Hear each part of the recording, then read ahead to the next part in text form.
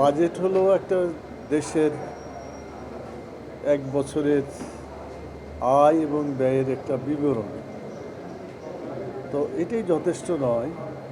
একটা দেশের মানুষ তাদের আশা আকাঙ্ক্ষা যাতে প্রতিফলিত হয় সেটাকেই বাজেট বলে। যদি জনগণের আশা আকাঙ্ক্ষা প্রতিফলিত না হয় তাহলে সেটাকে ভালো বাজেট বলা যায় না। তো আমাদের দলীয় প্রতিক্রিয়া আগামীকালকে দেওয়া হবে, এই জন্য আমি কিছু বলতে যাচ্ছি না। শুধু এতটুকু বলতে চাই যে নিয়মমাফিক বাজেটটা পেশ করা হচ্ছে এবং এটা কেবল পেশ করা হলো। আমরা প্রতিক্রিয়া দিব, এরপর আমরা নিজেরাও আলোচনা করব, তখনই আমরা বাস্তবে জানতে পারব। আমার একটু প্রতিক্রিয়া হলো, ইসলামী দৃষ্টিভঙ্গিতে আল্লাহ তাআলা বাজেটের ব্যাপারে এটাই বলেছেন যে মানে মানুষের রিজিকের ব্যাপারে যে ফয়সালা, রিজিক মানুষের শুধু খাবারটাই রিজিক না, রিজিক হচ্ছে মানুষের সন্তান সন্ততিও রিজিকের মধ্যে পড়ে। তারপরে তার যে সমস্ত স্থাপনা আছে অথবা তাদের মাধ্যমে যে আয় উপার্জন হয়, ব্যয় হয়, এই সবগুলোই একটা মানুষের রিজিক।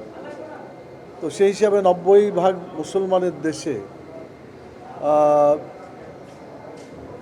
কোরআন মাজিদের যে কথাটা আছে সেটা হচ্ছে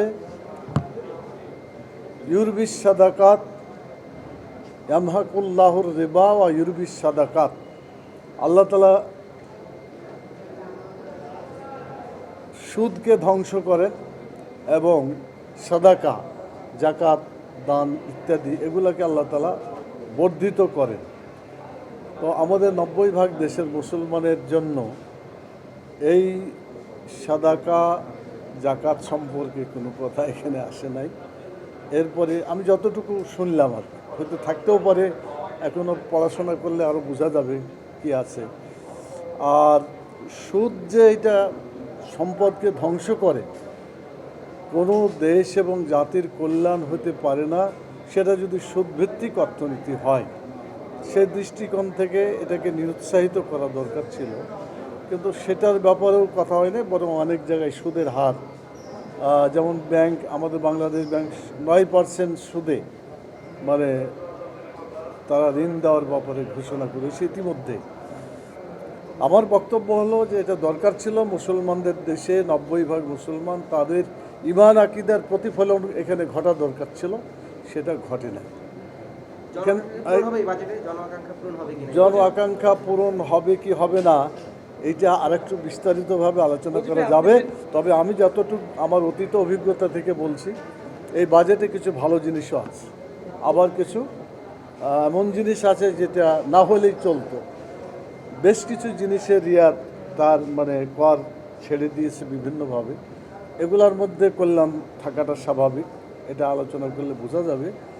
আর যেগুলোর ব্যাপারে যেমন করের ক্ষেত্রটা অনেক বড় করে দেওয়া হয়েছে, গরিব মানুষের ছোট ব্যবসায়ীদের ক্ষেত্রেও করের আওতাটা বৃদ্ধি করার কারণে আমার মনে হয়েছে যে এটা না করলে করটা মানে বাজেটটা ভালো হতে পারে। তো ধন্যবাদ। যেহেতু আমিরে জামাত আসল কথা বলবেন এবং কালকে সকালেই আছে, আপনারা একটু অপেক্ষা করেন। একটু ছোট্ট একটা প্রশ্ন, যে নাহিদ ইসলাম বারবার বলছিলেন অর্থনৈতিক সুশাসনের যে চ্যালেঞ্জের কথা বলা হচ্ছে, এই বাজেটে অর্থনৈতিক সুশাসনের সেই চ্যালেঞ্জটি তারা প্রতিফলন করতে পারেনি, কারণ বিশাল বাড়তি কাজের একই সাথে এই যে বাজেট, এই বাজেটে তারা ব্যাংকিং খাতের সুশাসন আনতে পারবে না। না, ঘাটতি বাজেট পতিত হয়েছে। ঘাটতি হলে যে খারাপ বাজেট যেটা আমরা মনে করি না, অনেক দেশেই ঘাটতি বাজেট করা হয়। তো এটা কে কি বললো এটা আমি প্রতিক্রিয়া করতে না আছে। আমি কি বুঝি বাজেট উপস্থাপন হয়েছে, প্রতিক্রিয়াটা পরে বলা হবে।